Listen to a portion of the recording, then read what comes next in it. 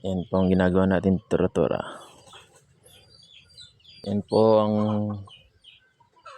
takalob po niyan, stainless na po yan. Ito naman po alloy. Nasa ilalim nito alloy naman po yan. Yan.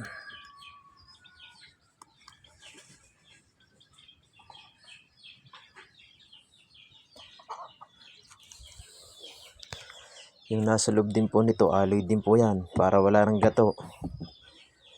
Nasa loob ng airbox.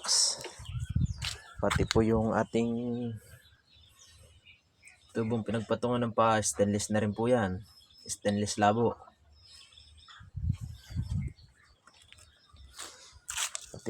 Pati po itong airbox na nandito, alloy na rin po yan.